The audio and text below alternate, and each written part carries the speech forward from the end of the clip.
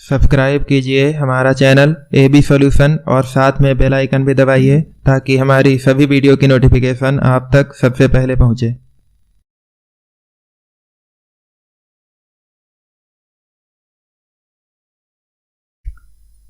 Dear students, आज हम science की सीरीज को आगे बढ़ाते हुए साइंस का एक चैप्टर लेकर के आए हैं जिसका नाम है रासायनिक अभिक्रियाएं और समीकरण, chemical reaction and equations. Video की शुरुआत करते हैं उससे पहले जो हमने सीरीज एक स्टार्ट की है क्वेश्चन ऑफ द डे की, उसमें जो पिछली वीडियो में क्वेश्चन पूछा गया था उसका आंसर कई बच्चों ने कमेंट करके दिया है। कुछ बच्चों का सही है, कुछ बच्चों का उसमें गलत है, लेकिन बहुत अच्छी बात है कि आप लोगों ने कोशिश की है। तो आइए सबसे पहले उसका हम आंसर देख लेते हैं। क्या पूछा गया था बच्चों कि पृथ्वी में जो गुरुत्वाकर्षण होता है उसका कारण क्या होता है। तो पृथ्वी के अंदर एक तत्व पाया जाता है Fe2O3।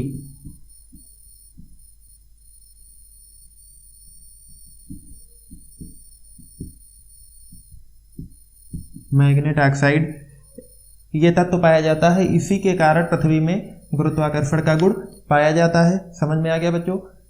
याद कर लीजिए इसको। जिन बच्चों का सही था बहुत अच्छी बात है, जिन बच्चों का गलत था वो इसको याद कर लें। तो आइए हम वीडियो की स्टार्टिंग करते हैं। अपना जो आज का चैप्टर हम लेकर के आए हैं, क्या नाम है चैप्टर का?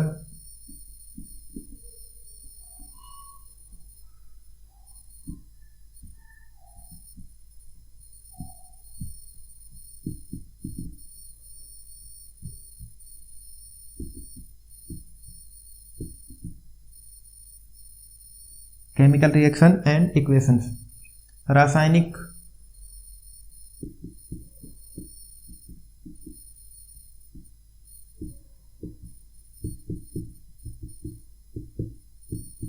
अभिक्रियाएं और समीकरण। रासायनिक अभिक्रियाएं और समीकरण ये हमारा चैप्टर है। सबसे पहले हम देखते हैं कि रासायनिक अभिक्रिया होती क्या है। रासायनिक अभिक्रिया की परिभाषा।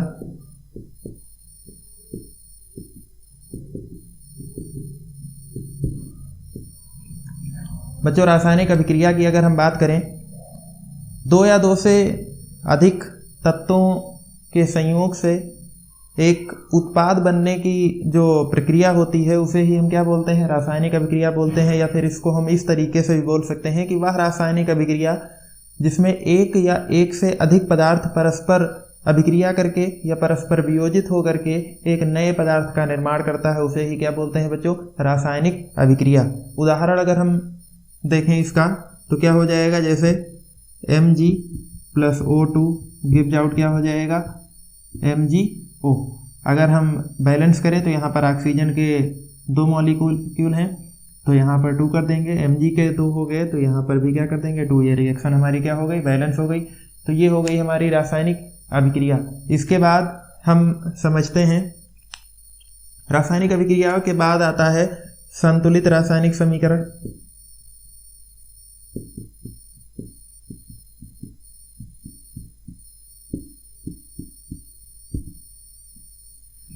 संतुलित रासायनिक समीकरण बच्चों, इसको समझने से पहले एक चीज़ और समझ लीजिए कि जो भी रासायनिक अभिक्रिया होती है, जैसे ये हमने एक रासायनिक अभिक्रिया लिखी है जिसमें लिखा है 2Mg plus O2 gives out 2MgO।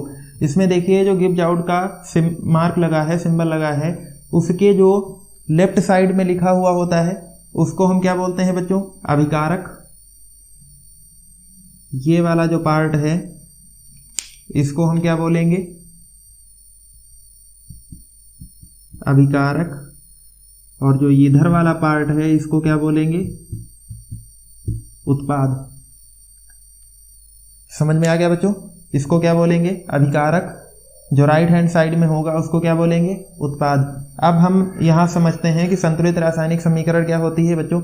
देखिए, ऐसी रासायनिक समीकरण जिसमें अभिकारक तथा उत्पाद में प्रयुक्त जो कण होते हैं, जो प्रयुक्त तत्व होते हैं, उनके परमाणुओं की संख्या क्या होनी चाहिए, बराबर होनी चाहिए। वह रासायनिक अभिक्रिया जिसमें अभिकारक तथा उत्पाद में भाग लेने वाले तत्वों के परमाणुओं की संख्या क्या हो, बराबर हो, उसको हम क्या बोलेंगे, संतुलित रासायनिक समीकरण। जैसे एग्जाम्पल के लिए एक हम रिएक्शन ले लेते हैं, C+O2 गिव्स आउट CO2। देखिए बच्चों, इधर यहाँ पे क्या है, कार्बन का एक मॉलिक्यूल है, ऑक्सीजन के 2 हैं, क्या बन गया हमारा, कार्बन डाइऑक्साइड बन गया। इसमें भी देखिए कार्बन का 1 है और ऑक्सीजन के कितने हैं, 2 हैं। दूसरी अभिक्रिया हम ले लेते हैं, जैसे एग्जाम्पल के लिए ऊपर वाली ही ले लेते हैं, Mg+O2 गिव्स आउट MgO। ये हमारी मेन रिएक्शन हो गई कि मैग्नीशियम और ऑक्सीजन के संयोग से क्या बनता है, मैग्नीशियम ऑक्साइड। अब यहाँ पे देखिए बच्चों, ऑक्सीजन के कितने मॉलिक्यूल हैं, 2, यहाँ पे कितने हैं, 1, बराबर करना होगा क्योंकि अभी ये संतुलित नहीं है, तो यहाँ पर 2 और यहाँ पर 1 बराबर करने के लिए क्या करेंगे, आगे 2 इंटू कर देंगे। अब देखिए जैसे ही 2 हमने किया यहाँ पर, तो ऑक्सीजन तो बराबर हो गया, लेकिन Mg के कितने हो गए, 2। तो Mg को बराबर करने के लिए क्या करेंगे, इधर भी 2 से हम इंटू कर देंगे। ये हो गया 2Mg+O गिव्स आउट 2MgO। ये हो गई हमारी संतुलित रासायनिक समीकरण। समझ में आ गया बच्चों।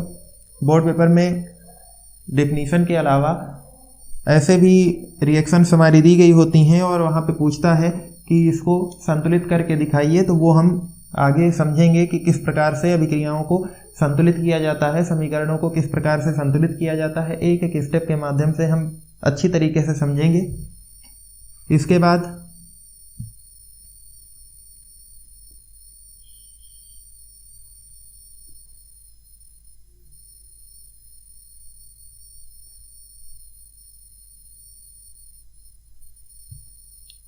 देखते हैं जो हमारी रासायनिक अभिक्रियाएं हैं उनके प्रकार। कई प्रकार की रासायनिक अभिक्रियाएं होती हैं।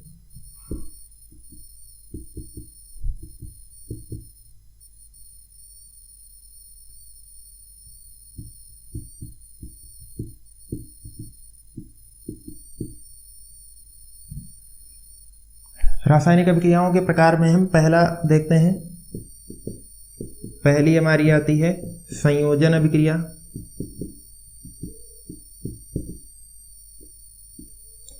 बच्चों देखिए, संयोजन अभिक्रिया क्या होती है, जैसे नाम से ही पता चलता है, संयोजन का मतलब क्या होता है, संयोग यानी कि जोड़, यानी कि ऐसी रासायनिक अभिक्रिया जिसमें 2 या 2 से अधिक अभिकारक पदार्थ मिल करके किसी एक उत्पाद का निर्माण करते हैं, क्या कहलाती है हमारी संयोजन अभिक्रिया। यानी कि उत्पाद जो होते हैं, उत्पाद हमारा एक होगा और जो अभिकारक पदार्थ होंगे वो 2 या 2 से अधिक होंगे, ये मिल करके और जुड़ करके एक उत्पाद बनाएंगे, वो क्या कहलाएगी हमारी संयोजन अभिक्रिया। एग्जाम्पल देखते हैं, जैसे NH3+HCl गिव्स आउट क्या हो जाएगा, NH4Cl। समझ में आ गया बच्चों। देखिए यहाँ पर अभिकारक में NH3 अमोनिया और HCl हाइड्रोक्लोरिक अम्ल था और ये मिल करके क्या बन गया, अमोनियम क्लोराइड NH4Cl। समझ में आ गया बच्चों। दूसरी हमारी आती है जस्ट इसका अपोजिट, वियोजन या फिर अपघटन अभिक्रिया।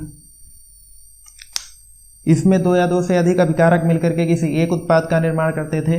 जो वियोजन अभिक्रिया है, इसमें क्या होगा कि एक अभिकारक वियोजित होकर के टूट करके और एक से अधिक उत्पाद बनाएगा, जैसे CaCO3। ये जब टूटेगा तो क्या बनेगा, CaO+CO2। समझ में आ गया बच्चों। देखिए यहाँ पर एक अभिकारक है और उत्पाद कितने बन गए, 2। इसके बाद में हमारी तीसरी आ जाती है विस्थापन या फिर प्रतिस्थापन अभिक्रिया। देखिए बच्चों, विस्थापन या फिर प्रतिस्थापन का मतलब क्या होता है। विस्थापन का मतलब होता है एक जगह से दूसरी जगह पे चले जाना, और प्रतिस्थापन का मतलब होता है कि अपनी जगह से हट करके और दूसरे का स्थान ले लेना। तो ये दोनों तरीके से पूछा जाता है, चाहे विस्थापन अभिक्रिया पूछी जाए चाहे प्रतिस्थापन अभिक्रिया पूछी जाए, दोनों एक ही हैं। अगर हम बात करें तो विस्थापन या फिर प्रतिस्थापन, इसकी अगर डिफिनीशन की बात करें तो इसमें क्या होता है, जब अधिक क्रियाशील तत्व किसी कम क्रियाशील तत्व को विस्थापित करके और स्वयं उसका स्थान ग्रहण कर लेता है तो क्या कहलाती है वो ऐसी अभिक्रिया? विस्थापन अभिक्रिया कहलाती है। जैसे एग्जाम्पल देख लीजिए, Fe plus CuSO4 gives out. अब देखिए यहाँ पर एक तत्व है Fe फेरस, दूसरा है Cu। अब अगर हम इनकी सक्रियता की बात करें, क्रियाशीलता की बात करें इनकी, तो जो Fe है वो अधिक क्रियाशील है Cu की तुलना में। तो ये क्या करेगा, Cu को यहाँ से विस्थापित कर देगा और खुद इसका स्थान ग्रहण कर लेगा और तत्व क्या बना देगा, FeSO4 प्लस Cu अलग हो जाएगा। समझ में आ गया बच्चों? इसके बाद में फिर आएगी अगली हमारी अभिक्रिया,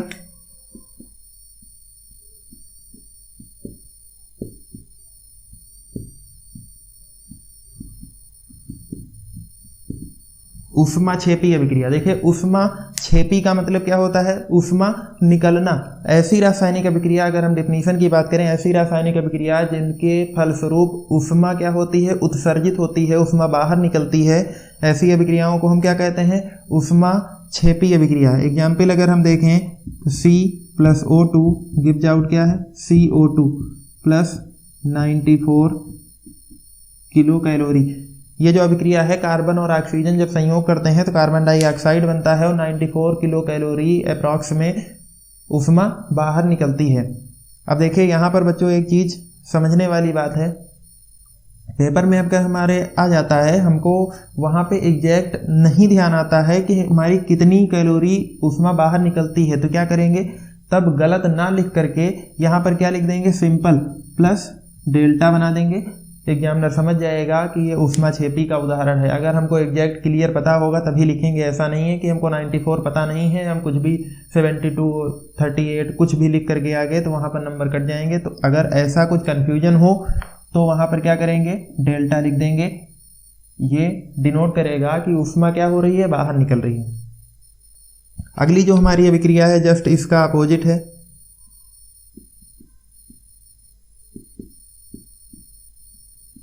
ऊष्मा शोषी अभिक्रिया। ये क्या होती है, देखिए बच्चों, जो ऊष्मा छेपी थी इसमें ऊष्मा बाहर निकलती थी, इसमें क्या होगा, ऊष्मा ग्रहण होगी। तो इसका अगर हम परिभाषा की अगर हम बात करें तो वह रासायनिक अभिक्रिया जिसके फलस्वरूप ऊष्मा अवशोषित होती है, ग्रहण की जाती है, ऊष्मा शोषी अभिक्रिया कहलाती है। एग्जाम्पल अगर हम लिखें तो N2 plus O2 gives out क्या हो जाएगा, 2NO, नाइट्रिक ऑक्साइड बन जाएगा। माइनस, अब यहाँ पे क्या होगा, 45 किलो कैलोरी ऊष्मा बाहर निकलती है। वैसे ही जैसे अभी इसके पहले वाले क्वेश्चन में बताया था कि एग्जैक्ट नहीं याद है तो प्लस डेल्टा कर देंगे, तो इसमें क्या कर देंगे, माइनस डेल्टा। अब यहाँ पर एक चीज़ बच्चों समझने वाली बात है कि हम ऐसे किस तरीके से पहचानेंगे कि कौन सी ऊष्मा छेपी है, कौन सी ऊष्मा शोषी। देखिए जो हमारा टेस्ट ट्यूब होता है, परखनली जो होती है, अगर हम कोई अभिक्रिया करा रहे हैं और जो हमारी परखनली होती है, टेस्ट ट्यूब, वो अगर गर्म हो जाए तो इसका मतलब क्या है कि उसमें से ऊष्मा क्या हो रही है, हीट जो हो रही है वो बाहर निकल रही है। तभी तो जो हमारी टेस्ट ट्यूब है वो गर्म हुई, तो जो अभिक्रिया वो हो रही होगी वो क्या होगी, ऊष्मा छेपी। अगर जो हमारी टेस्ट ट्यूब है वो ठंडी हो जा रही है तो इसका मतलब क्या है कि बाहर की ऊष्मा जो है वो अभिक्रिया अवशोषित कर ले रही है, अपने में शोषित कर ले रही है। तो ऐसी अभिक्रियाएं क्या कहलाएंगी, ऊष्मा शोषी अभिक्रिया। समझ में आ गया बच्चों? इसके बाद में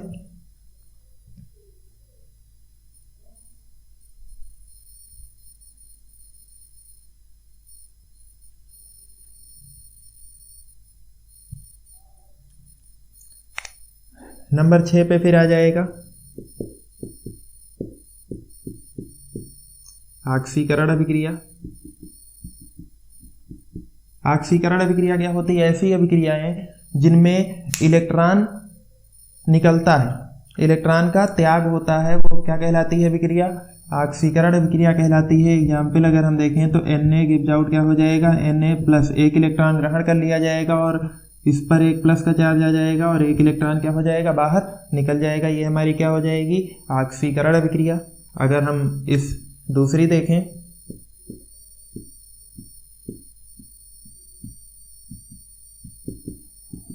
अपचयन अभिक्रिया। अपचयन अभिक्रिया में क्या होता है, इलेक्ट्रॉन इसमें ग्रहण किया जाता है, इसमें पृथक किया जा रहा था, बाहर निकाला जा रहा था, इसमें इलेक्ट्रॉन ग्रहण होगा तो Na plus electron minus electron ग्रहण कर लिया गया। अब क्या बन जाएगा, Na बन जाएगा सोडियम। समझ में आ गया बच्चों। इसके बाद जो अगला हमारा है बहुत ही ज़्यादा इम्पॉर्टेंट है, ये जो है इस चैप्टर में भी है और अगला जो हम चैप्टर पढ़ेंगे धातु और अधातु, उसमें भी हमको ये मिलेगा। क्या है ये, संक्षारण। बेसिकली धातु और अधातु का ही है, लेकिन चूंकि हम अभिक्रियाएं पढ़ रहे हैं तो उसी से रिलेटेड है, तो यहाँ पर भी दे दिया गया है। संक्षारण क्या होता है बच्चों, संक्षारण का मतलब होता है क्षरण होना, धीरे धीरे नष्ट होना। ये धातुओं के बेस पर है धीरे धीरे। तो धातुएं क्या होती हैं, जब बाहर कहीं पे आपने देखा होगा कोई लोहे की वस्तु हो, उसको बाहर डाल दिया जाए तो कुछ समय पश्चात धीरे धीरे क्या होती है, उसमें जंग लग जाती है और वो धीरे धीरे क्या हो जाती है, नष्ट हो जाती है। तो यही क्या है, घटना क्या कहलाती है, हमारी संक्षारण। परिभाषा की अगर हम बात करें तो वायु अथवा नमी की उपस्थिति में धातुएं धीरे धीरे क्या करती हैं, धातुओं में जंग लग जाती है और इसी घटना को क्या कहते हैं, संक्षारण। इसे रोकने के लिए क्या किया जाता है, उस पर ग्रीस लगा दी जाती है, उस पर तेल लगा दिया जाता है, उस पर पेंट कर दी जाती है। तो ये सब क्या है, संक्षारण को रोकने के उपाय। समझ में आ गया बच्चों। उम्मीद करता हूँ कि जो भी कुछ समझाया वो अच्छे से समझ में आया होगा। अगर कुछ ऐसा हो जो ना समझ में आया हो तो कमेंट बॉक्स में कमेंट जरूर करिएगा। अगली वीडियो में हम उसको फिर से समझा देंगे ताकि अच्छे से समझ में आ जाए, और नोट्स बनाते रहिएगा ताकि कोई भी चीज़ मिस ना हो। अब बारी है हमारा जो नया सेगमेंट है क्वेश्चन ऑफ द डे की। तो आज का क्वेश्चन ऑफ द डे है,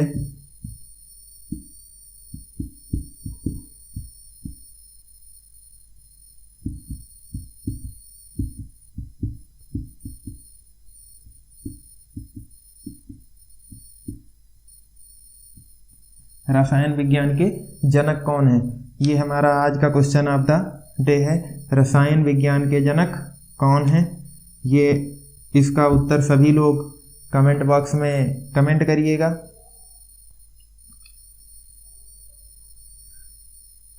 और अगर समझ में नहीं आता है, अगर किसी को नहीं पता चलता है तो अगले वीडियो में हम इसका आंसर ज़रूर बता देंगे। तब तक के लिए bye bye, take care. Channel को सब्सक्राइब कर दीजिए। अगर पसंद आई हो वीडियो तो वीडियो को लाइक कर दीजिए, दोस्तों के साथ शेयर कर दीजिए। मिलते हैं किसी अगली वीडियो के साथ।